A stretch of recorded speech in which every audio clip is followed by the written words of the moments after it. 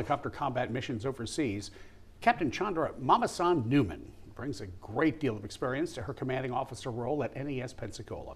She assumed command from Captain Terrence Shashady in November. Told us then the position is the blessing of her life. And WER's Karis Harmon had an exclusive interview with Captain Newman. And Karis, her career has taken her around the world. That's right, it has. Her career spanning far and wide, but the highlight of it all, leading the heartbeat of the fleet at the cradle of naval aviation. As a sixth grader, Captain Chandra Mamasan Newman always knew what she wanted to do. Had a dream to fly, and I was able to get that dream to come true.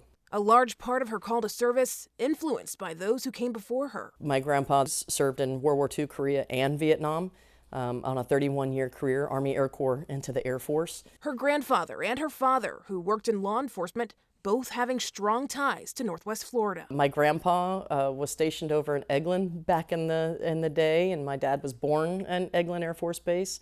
And Newman has roots here too. She commissioned to NAS Pensacola for Officer Candidate School. 22 years and 2 weeks prior to the change of command is when I stood on the steps of this chapel and received my first salute from my grandpa.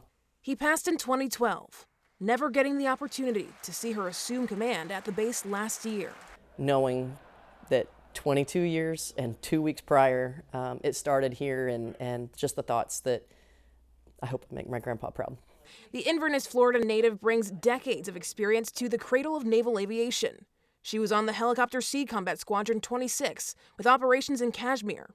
Later, she served as an aviation safety officer and standardization officer, providing presidential support to Camp David. She also commanded Helicopter Sea Combat Squadron 5 Night Dippers of Carrier Air Wing 7, deploying around the world with Carrier Strike Group 12.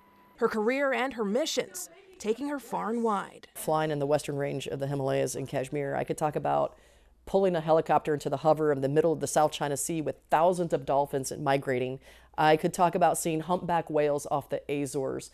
But one of her proudest moments, leading the sailors at NAS Pensacola, the heartbeat of the fleet and foundation that teaches and builds warfighters. 60% of the nation's United States Navy starts here in Pensacola. As soon as they come from Great Lakes, 60% of the fleet is here in Pensacola. This is the first place they call home, and we are happy to provide that for them.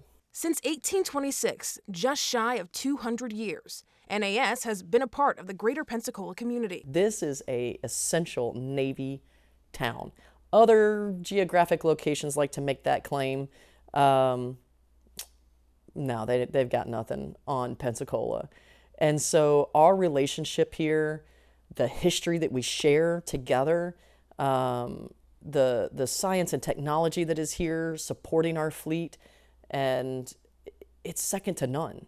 And I don't mean to sound like I'm bragging about it, but maybe I am, because it's just too good. But with the good also comes the bad. In 2020, Hurricane Sally, unleashing destruction on the base that it's still recovering from. It's a top priority for Newman, saying the National Defense Authorization Acts have provided funding for recovery. Those projects take time. So we're talking about power infrastructure, shoreline resiliencies. We're talking about getting buildings back up and running, ensuring that we have our mission capabilities taken care of, because first and foremost, that is our job, is to ensure that our mission operates. The base also recovering from the 2019 terrorist attack that resulted in the deaths of 3 service members. The base currently acting under the Secretary of Navy waiver to allow public access. I've got one more year with a permanent solution, and so been talking with the mayor, talking with the county commissioners, talking with our public, talking with the Museum Foundation to ensure that we have a unified plan to go forward and to have assured public access for our National Naval Aviation Museum, because the Blues are fun to watch live, but you cannot walk into that museum and not be inspired. It's not uncommon to see Newman out in the community, whether it be at gallery night, Blue Angels practices, fishing, or even at a Wahoo's game. I'm proud to be here, proud to be part of the community.